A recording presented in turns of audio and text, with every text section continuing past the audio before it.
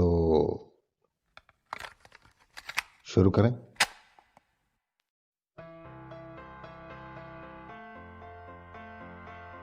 Hello, नमस्कार, आदाब। उम्मीद है ठीक हैं आप। इस नए सफर में आपका बहुत बहुत स्वागत है। आज मैं आपको सुनाने वाला हूं इस श्रृंखला में पहला पर अंतरालपुर का किस्सा नंबर 4, नव्या गुप्ता का लिखा एक खत।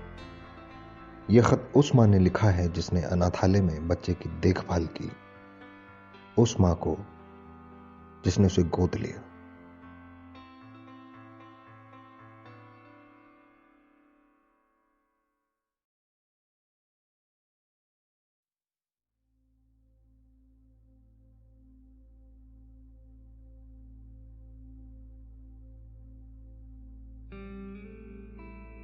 रोज जैसा ही दिन था। मैं बच्चियों से घिरी हुई थी। नहाना, खाना पीना, भाग दौड़, लड़ाई और रोना। उसी शोरगुल के बीच पुलिस वाले एक बच्ची को पास के जंगल से लेके आए।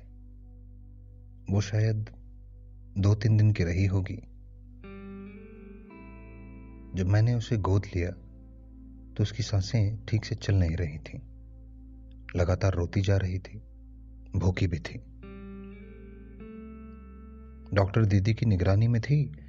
दीदी ने दवाई दी तो थोड़ी देर सोई और उठने के साथ उसने अपना पहला दूध पिया और फिर चैन से सो गई। थोड़े दिन लगे और एक सुकड़ी सी रोती हुई जान हंसती खेलती चंदा में बदल गई। उसको नहलाना, सुंदर कपड़े पहनाकर तैयार करना, दूध पिलाना, सुलाना, शाम को घुमाने ले जाना, बाकी बच्चों की तरह उसकी भी वही दिनचर्या बन गई। 5 साल हो गए यहां अंतरालपुर में काम करते हुए। खुद से कभी जन्म नहीं दिया मैंने, पर इन सब बच्चों को मैं अपना ही समझती हूं। वैसे तो सारे बच्चों से मैं बराबर प्यार करती हूं, पर चंदा से एक अलग ही तरह का जुड़ाव और प्यार हो गया था मुझे। ये वही जुड़ाव था जो मैंने 5 साल पहले यहाँ आने पर अपनी सबसे पहली बच्ची गीता के साथ महसूस किया था। चंदा की आंखें, उसका हाव भाव बिल्कुल गीता की ही तरह था। ऐसा लगा था मानो मुझे गीता दोबारा मिल गई है। चंदा को अपने से 2 मिनट भी दूर नहीं रखना चाहती थी। जितनी प्यारी थी वो मुझे उतना ही परेशान भी करती थी। पूरा दिन वो आगे आगे और मैं उसके पीछे पीछे। खाने का नाम नहीं, बस पूरा दिन इधर उधर भाग कर घुटने छील लेती थी। वैसे मैं जानती थी कि उससे ज्यादा प्यार और लगाव रखना सही नहीं है, क्योंकि गीता की तरह चंदा को भी एक ना एक दिन कोई परिवार यहां से लेकर चला जाएगा। जब 4 साल पहले गीता किसी परिवार के साथ चली गई थी तो मैं पूरा दिन रोया करती थी।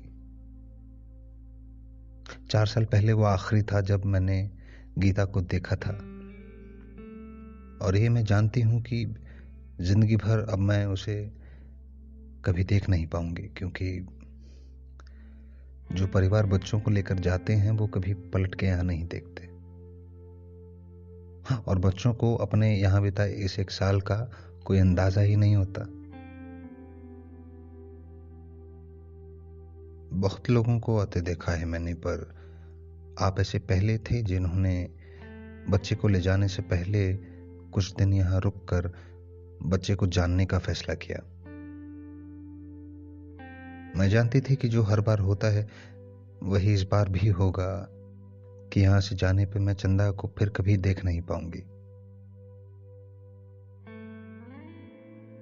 पर दुख कहीं ना कहीं थोड़ा कम था, क्योंकि मैं आपको थोड़ा जान गई थी और संतुष्ट थी कि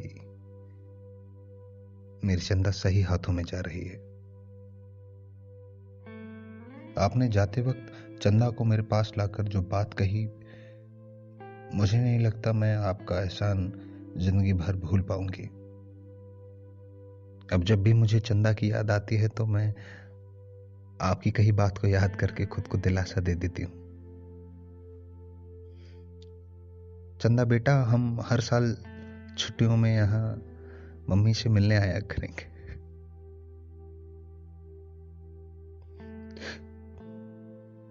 फिर जो आपने मुझसे वादा किया था कि चंदा को ये सब कभी नहीं भूलने देंगी और सही समय आने पर उसे जरूर बताएंगी कि उसे उसकी जिंदगी कैसे मिली है।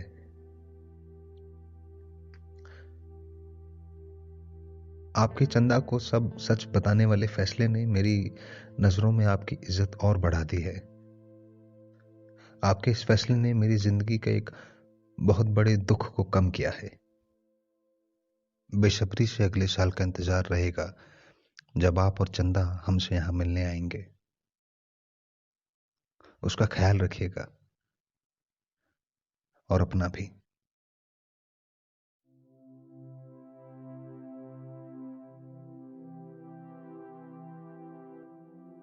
ये था दिल्ली की अदाकारा लेखिका मिस नव्या गुप्ता का लिखा एक किस्सा। मुझे यकीन है आपके होंठों पे हंसी और आंखों में नमी ले आया होगा। मैं हूं अनंत, आपसे फिर मिलूंगा अंतरालपुर में कुछ अजब किस्से, कुछ गजब कहानियां लेकर के। सायोनारा।